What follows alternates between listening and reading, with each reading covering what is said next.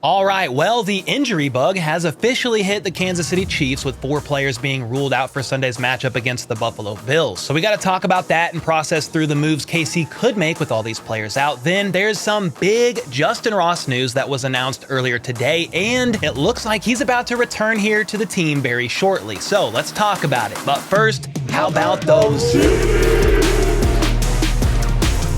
All right, first up, Sunday's matchup against the Bills will be one that KC has to come out firing on all cylinders or else, because the Bills desperately need this win in order to stay in the playoff picture. They are somehow 6-6, yet boast the 5th best scoring offense, averaging 27.3 points per game, are 4th in total yards, 1st on converting third downs, and the 2nd best team at scoring in the red zone. Meanwhile, on defense, the Bills are honestly playing pretty good ball there too. They are 3rd in sacks with 41, 8th best in passing yards allowed per game, and are the 5th best scoring defense, allowing just 18.9 points per game, right behind the Chiefs defense that's in 3rd, allowing 17.3 points per game. Basically, the Chiefs have their hands full on Sunday. This team is better, in my opinion, on both sides of the ball than the Packers. So the Chiefs are going to have to figure out ways to get the job done this week when they failed to do so last, especially with several key starters being listed as out, which I'll get to here in a bit. But first, it's worth noting that part of the reason why the Bills are 6-6, even though they have the 5th best scoring offense and their defense allows the 5th fewest points, is because their wins have featured some blowouts. They beat the Raiders 38-10, the Commanders 37-3, the Dolphins 48-20, and the Jets 32-6. And then they've had a lot of very close games resulting in losses. For example, they lost to the Jags by 5, the Patriots by 4, the Bengals by 6, the Broncos by 2, and most recently, the Eagles by 3 in overtime. Basically, a lot of those games they've lost could have easily been W's if they could finish strong. So, while this team is definitely inconsistent, to say the least, they are not as bad as their record shows. Part of the issues for them on offense is the fact that Josh Allen has thrown 13 interceptions and has lost 3 fumbles, which is the 2nd most turnovers, 16 total, of any QB aside from only Josh Dobbs of the Vikings, who has 17 total. Costly mistakes and turnovers have stifled the Bills' offense at times, which we as Chiefs fans can relate all too well with this season especially. However, on the defensive side of the ball, the Bills have the 2nd most takeaways of any team with 21, only behind the Broncos, who have 22. So, the Bills basically love turning the ball over on offense and then getting turnovers on defense to try and help the offense back out. Buffalo's defense being so good here helps their turnover differential actually be a positive +1. Meanwhile, the Chiefs have a -6 turnover differential, which is the 7th worst in the NFL. Believe it or not, but KC has the same total number of giveaways as the Bills on offense. Both have 20 total, which includes interceptions and fumbles lost by any offensive player. But the kicker is the Bills defense again has 21 takeaways, while the Chiefs defense only has 14, which is well in the bottom half of teams this season. And from here, I want to take a deeper dive into this game by processing through all the injuries KC has, one of which could sadly potentially be more serious, and talk about the soon-to-be return of wide receiver Justyn Ross. But first, I gotta thank the sponsor of today's video, Underdog Fantasy, the best and easiest place to play fantasy sports, and any new customer who signs up using code HBTC or the sign-up link in the description will get a 100% deposit match up to $100, as well as a pick'em special in the lobby, and these specials are always easy W's to help you win up to 20x on your money. What I've been doing almost every week is picking higher or lower on 2 to 5 key players between the Chiefs and whoever they are playing next, and it's been a blast. On top of that, you can even spice up your pick'ems with scorchers and boost your total payout so you can win up to 100x your money on pick'em entries. Then there's also lots of awesome tournaments you can play in as well. Most of them are super easy to play and only take 3 to 6 minutes to complete, and they have so many options to choose from every week. So make sure to head on over to the Underdog website or app. Both are super easy to navigate, and use code HBTC at sign up to get your first deposit of up to $100 matched, plus a pick'em special in the lobby. All right, let's get into this injury report from the Bills first, and then the Chiefs, and process through the losses, some of which are big, and what KC may do in response to Sunday's game. First,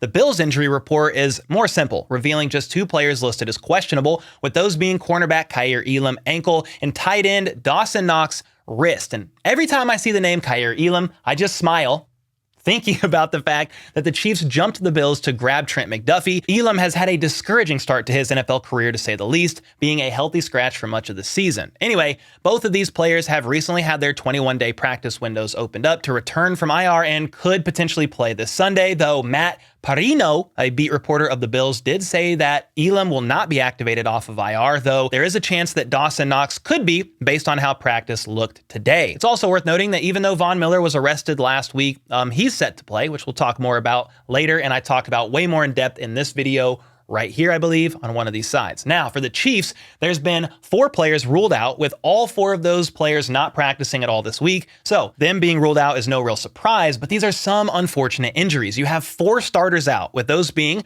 running back Isaiah Pacheco, safety Brian Cook, left tackle Donovan Smith, and linebacker Drue Tranquill. For Tranquill, he's not yet cleared concussion protocol and still needs more time, and that makes me a little bit nervous about the linebacker room because with Tranquill out, that means the team will again need to lean on third-string linebacker Jack Cochran to call plays on defense, unless Nick Bolton returns from IR to play this Sunday, which signs are pointing towards that happening, as he's not even listed as questionable on the team's injury report, and he also practiced in full all week for the first time since his injury, and the fact that Tranquill isn't good to go may have expedited Bolton's return. I'm not saying KC would rush him out there if they didn't feel he was ready or anything crazy like that, but if Tranquill was healthy, they still had another week after this game to bring Nick Bolton back from IR. However, I think Nick Bolton does indeed return, though a roster spot will need to be freed up in order for him to do so. And the most likely way that could happen is by placing safety Brian Cook on IR, then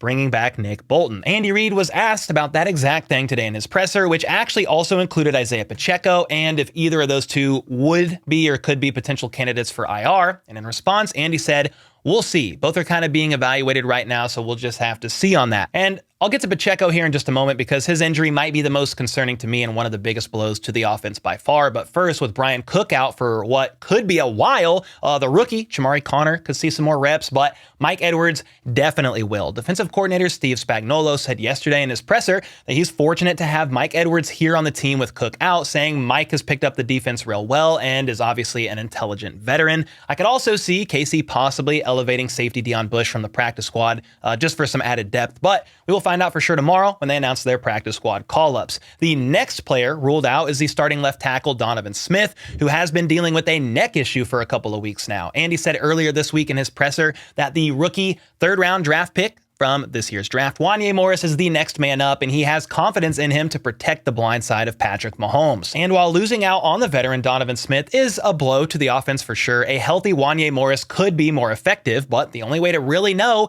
is to continue to give the young man reps. He played in the second half of the Packers game, allowing just 1 hurry and 1 pressure in his 47 snaps at left tackle. And then one of the more concerning injuries to me is the last starter already ruled out, and that is running back Isaiah Pacheco, who is dealing with what Andy Reid said earlier this week is a shoulder contusion. The problem with that is I think it is something more serious than that, with Andy noting today that not only is he still getting evaluated, but also mentioned the shoulder they are looking at is the same one he had surgery on this previous offseason. So that, combined with the fact that he didn't practice at all this week, is definitely a bit of a concern to me. And the weirdest thing is, Pacheco finished the game and looked fine before he was ejected on the final drive, so maybe it flared up post-game after his adrenaline wore off. I don't know. Dr. Jesse Morse of the Fantasy Doctors weighed in about Pacheco's injury today, saying that he believes it's more than a shoulder contusion, noting before Andy Reid confirmed this that he believes it's the same shoulder affected that Isaiah had worked on in the offseason to get his labrum repaired, then said that it could either be a bad bone bruise, a rotator cuff contusion, a redislocated shoulder, an AC sprain, or a combination of them. And I'm not going to sugarcoat it here, guys, depending on what it ends up being. This freaking sucks and is a definite loss to KC's offense. Believe it or not, but Pacheco is top 5 in rushing yards right now with 779, trailing behind only DeAndre Swift, Raheem Mostert, Derrick Henry, and Christian McCaffrey. And the reason why I said believe it or not isn't because of Isaiah Pacheco. Nah, he's a freaking dog. It's more because the Chiefs are a pass-heavy offense that is 26th in the NFL in run play percentage, calling a run play only 39.43% of the time. Anyway, as much as I fear about Pacheco's near future and potentially missing multiple games. I do care first and foremost about his health and hope he heals up quickly, especially with the playoffs nearing, because he has been the one true offensive bright spot almost every single week. And with Pacheco out, that means Clyde Edwards-Helaire could be starting with Jerick McKinnon most likely back and continuing his role as the third down back. And honestly, I'm intrigued to see how Clyde does, because in his limited role recently, he's looked healthy and moving pretty well. He obviously isn't Isaiah Pacheco, but this is the reason why I'm glad the Chiefs didn't trade Clyde away before the deadline, because he is a valuable depth player who clearly knows the system, even though he is definitely not a fan favorite. And to add even more depth, Andy Reid said that running back Deneric Prince is going to be activated again this week from the practice squad. Prince was also elevated last week, but didn't see a single snap on the offense. And he did say, though, that Prince understands the offense a lot better now compared to the preseason, and also mentioned he's great as a pass-catching back. So we shall see if Prince sees the field at all, or if it basically just stays between CEH and Jerick McKinnon. It's worth noting, though, that this is McKinnon's first game back after missing 2 weeks due to a lingering groin spasm, but was a full go at practice on both Thursday and Friday and looks good to play. The question I have is, how much will they actually play McKinnon on Sunday? Hopefully it's a lot, because we're going to need the help, all the help we can get. And with all that being said, a Chiefs offense struggling to find their consistent identity is now down their starting left tackle, as well as arguably their most explosive, or one of their most explosive offensive players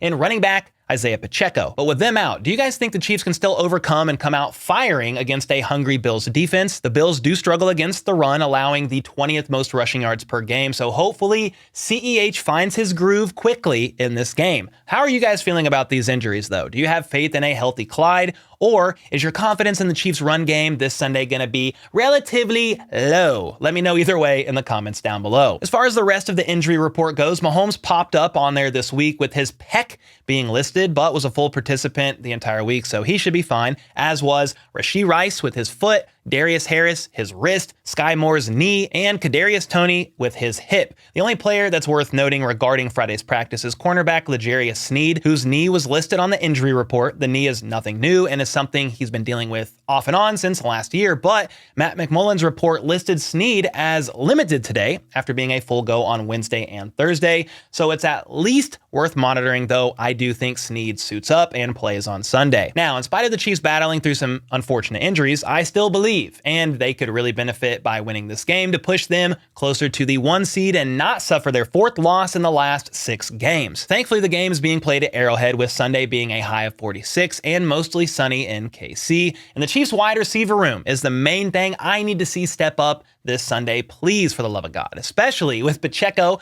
out, which obviously could affect the strength of the run game. So can somebody outside of Rashee Rice show up? I mean, Justin Watson wasn't even targeted last game. MVS is running lost out there, as is Sky Moore. So maybe Richie James will see more snaps and get more chances out there, because what on earth will it honestly hurt to try somebody else? And then Mahomes isn't without blame himself. I'd love to see him a bit more decisive in his throws, though I understand part of that issue is a lack of trust at times and the obvious inability of the Chiefs pass catchers to create separation, as they are one of the worst in the league at being able to do so. And with Travis Kelce still on pace for 1,000+ yards this season, despite being double teamed almost every single play, it's that much more crucial others begin to step up. Offensive coordinator Matt Nagy wants the offense to focus on limiting turnovers and penalties, as well as score 7 in the red zone, not 3. Well, that's definitely a key to watch, because the Bills' defense is great at creating takeaways. Meanwhile, the Chiefs have been turning the ball over more than ideal and have also struggled in the red zone. So please don't give Josh Allen extra chances on offense, and then please score a touchdown on as many drives as possible at all costs. The Chiefs offense has averaged just 22.9 points per game and will either need to score a decent amount more than that on Sunday, or